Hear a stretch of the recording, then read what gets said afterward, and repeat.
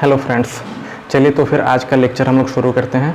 Lecture शुरू करने से पहले मैं आप लोगों से ये कहना चाहूँगा कि जिन लोगों ने इस चैनल को अभी तक सब्सक्राइब नहीं किया है वो प्लीज़ इस चैनल को सब्सक्राइब करें और अन्य जो स्टूडेंट्स हैं उनके बीच शेयर करें ताकि वो भी इस चैनल का बेनिफिट उठा सकें। चलिए तो फिर हम लोग देखते हैं कि मेजर इम्पोर्ट्स क्या क्या थे। अर्थात हड़प्पन सिविलाइजेशन के लोग, IVC के लोग, इंडस वैली सिविलाइजेशन के लोग मुख्य रूप से कौन कौन सी चीज़ें आयात करते थे। तो इसमें सबसे पहले जो आ जाता है वो हमारा गोल्ड आ जाता है। इसमें मेनली गोल्ड, सिल्वर और कॉपर, यही तीन मेन हैं और हमें ये लोकेशन देखना है कि कौन सी वस्तु किस जगह से आयात की जाती थी। तो गोल्ड हमारा अफ़गानिस्तान से आयात किया जाता था और पर्सिया से और फिर कर्नाटक से। पर्सिया आपका प्रेजेंट डे ईरान वाला रीजन हो गया, ठीक है। तो गोल्ड अफ़गानिस्तान, पर्सिया और कर्नाटक, ठीक है, यहाँ से आयात किया जाता था। ये कंफ्यूज मत होइएगा कि कर्नाटक उस टाइम मतलब कि आयात मैं इसे क्यों कह रहा हूँ, क्योंकि इंडस वैली सिविलाइजेशन एक अलग सिविलाइजेशन थी जो कि इंडस वैली के आसपास थी और कर्नाटक इस टाइम साउथ इंडिया में था और इस टाइम राष्ट्र नाम का कोई चीज़ नहीं था, नेशनलिज्म नाम की कोई चीज़ नहीं थी, राष्ट्रीयता नहीं थी। तो इसलिए मैं इसको आयात में कंसीडर कर रहा हूँ, ठीक है। तो कर्नाटक से हम लोग गोल्ड का इंपोर्ट करते थे। अब हम आते हैं सिल्वर का। तो सिल्वर सबसे पहले सिल्वर का जो आयात था वो हमारा अफ़गानिस्तान से था और कॉपर जो था वो बलूचिस्तान, प्रेजेंट डे आपका पाकिस्तान वाला रीजन हो गया। तो ये मेनली तीन आयात की चीज़ें थी। और निर्यात हम लोग क्या क्या करते थे।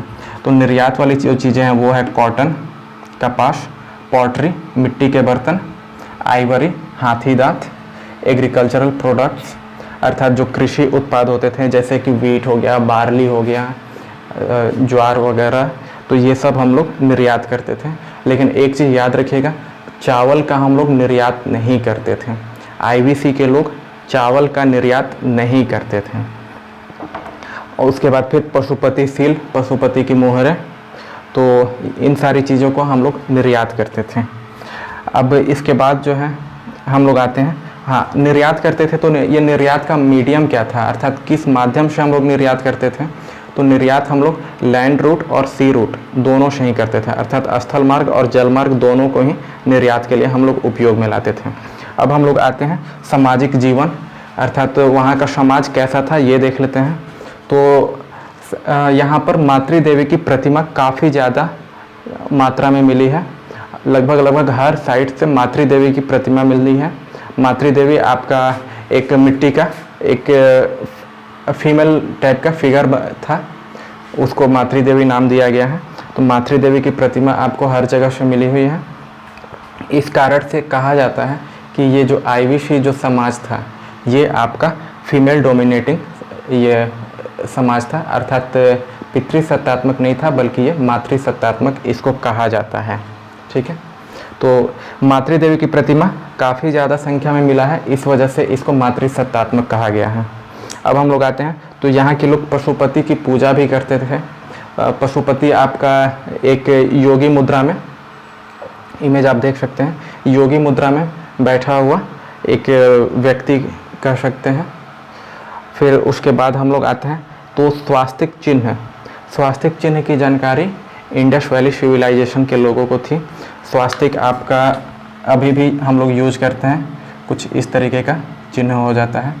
तो इंडस वैली सिविलाइजेशन, सिंधु घाटी सभ्यता के घरों में ये काफ़ी ज़्यादा मतलब कि फ्रिक्वेंटली यूज किया गया है स्वास्तिक चिन्ह का। इसके अलावा जो है पीपल, बैल, सर्प इत्यादि की भी पूजा के साक्ष्य मिले हैं। तो ये था हमारा सामाजिक जीवन। इतना इंडस वैली सिविलाइजेशन के लिए एनफ है। इससे बाहर आपके क्वेश्चंस सिंधु घाटी सभ्यता से नहीं पूछे जाते हैं। इसके अलावा एक पॉइंट पर मैं चर्चा कर लेता हूँ। कई लोगों के मन में यह सवाल उठते होंगे कि जब इंडस वैली सिविलाइजेशन, सिंधु घाटी सभ्यता इतनी विस्तृत थी तो इसका विनाश कैसे हो गया। तो विनाश के पीछे कोई एक प्रमाण नहीं मिला है, अलग अलग विद्वान अपना अलग अलग मत दिए हुए हैं, ठीक है। तो हम लोग लगभग सारे उनका मत का एक जानकारी रख लेते हैं। मे भी कि आपको ऑप्शंस में दे दिए जाए कि इंडस वैली सिविलाइजेशन का अंत किस माध्यम से हुआ, और ऑप्शन ए बी सी ऐसे कूट बना करके दे दिया जाए, और ई में आपका रहे कि उपरोक्त में एक से अधिक या कोई नहीं। तो इसलिए हमें कॉजेज जानना ज़रूरी हो जाता है। तो इंडस वैली सिविलाइजेशन के समाप्त होने के जो कॉजेज बताए गए हैं वो ये बताया गया है कि फ्लड का, अर्थात बाढ़ आया। हमने मोहनजोदड़ो में देखा भी था कि 7 बार इस शहर का विनाश हुआ है और फिर से बसा हुआ है, तो वहाँ भी फ्लड का ही कॉज दिया गया है। तो फ्लड का एक रीज़न दिया जाता है। फिर कुछ विद्वान जो है वो ये कहते हैं कि जो सिंधु नदी है उसने अपना रिवर का फ्लो जो है वो शिफ्ट कर दिया, अर्थात सिंधु नदी जिस दिशा में बहती थी उस दिशा को थोड़ा सा शिफ्ट कर दिया। इस वजह से जो भी साइट्स थे वो ख़त्म हो गए। लेकिन केवल फ्लड से या फिर रिवर के शिफ्ट से सारी की सारी साइट्स एक साथ ख़त्म हो जाए, ये उतना उचित नहीं लगता है। तो कुछ जो हिस्टोरियंस थे वो आर्यन इन्वेजन थ्योरी देते हैं। वो ये कहते हैं कि आर्यों ने आक्रमण किया। ठीक है, तो आर्य थे कौन? तो ये central Asian semi nomadic tribes थे। Central Asian semi nomadic tribes थे, जनजाति थी।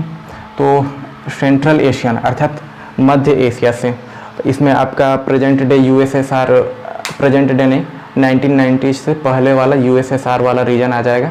आपका जो तान देश है, ताजिकिस्तान, अफ़गानिस्तान, तुर्कमेनिस्तान, ये सब जो रीजन थे उनको सेंट्रल एशियन कंट्रीज़ में हम लोग रखते हैं। तो इस साइड से आर्य आक्रमण किए थे, और आर्यों ने इन लोगों को, यहाँ की जो इंडिजिनस पीपल थे, इनको अपने बसावट से, अपने क्षेत्र से हटा दिया, वो लड़ाई वगैरह करके या फिर किसी भी माध्यम से। तो ये लोग जो थे इंडस वैली सिविलाइजेशन के लोग विस्थापित होकर के कहीं कहीं और शिफ्ट हो गए, और ये कहा जाता है कि यही लोग आजकल अपनी जो पहचान है वो ट्राइब्स के रूप में, जनजाति के रूप में बना करके रखे हुए हैं। और ये जो आर्य आए थे ये शहरी क्षेत्र में अपना बस गए, और हम लोग अपने आप को आर्य के वंशज कहने लगे। तो जो ट्राइब्स आजकल जो इन्हें हम लोग जनजाति कहते हैं वो मूलतः इंडस वैली सिविलाइजेशन के लोग हो सकते हैं। इसके प्रमाण नहीं हैं, लेकिन हो सकते हैं, इसके अनुमान हैं। ये अनुमान लगाया जाता है क्योंकि इनका जो कल्चर है वो लगभग कुछ ट्राइब्स से आज भी मिलता जुलता है, जैसे कि फीमेल डोमिनेटिंग ये सब, और आपको इन्वायरमेंट की पूजा करना, जैसे कि पेड़ों की पूजा करना। तो ये जो है ट्राइब्स में आजकल काफ़ी ज़्यादा देखा जाता है कि वो किसी न किसी एक पेड़ की या फिर पहाड़ की पूजा करते हैं।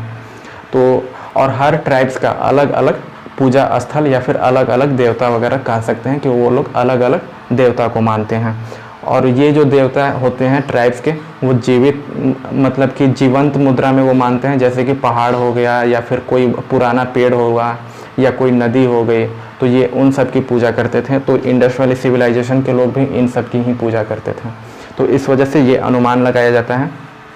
और जितने भी मतलब कि प्रमाण मिले हैं, जितने भी अनुमान लगाए हैं इसके समाप्त होने के, इंडस वैली सिविलाइजेशन के समाप्त होने के जितने भी अनुमान लगाए गए हैं, उनमें सबसे जो प्रमाणित अनुमान है वो है आर्यन इन्वेजन थ्योरी, अर्थात आर्यों का आक्रमण। तो इसके साथ ही हमारी सिंधु घाटी सभ्यता समाप्त होती है, और इस लेक्चर को हम यहीं पे क्लोज करते हैं। मिलते हैं फिर नेक्स्ट लेक्चर में। और जिन लोगों ने चैनल को सब्सक्राइब नहीं किया है वो लोग सब्सक्राइब कर दें, और अदर स्टूडेंट्स या फिर जो अदर कम्पिटिटिव स्टूडेंट्स हैं उनके बीच इस लिंक को शेयर करें ताकि वो भी इस चैनल के माध्यम से लाभान्वित हो सकें। Thank you.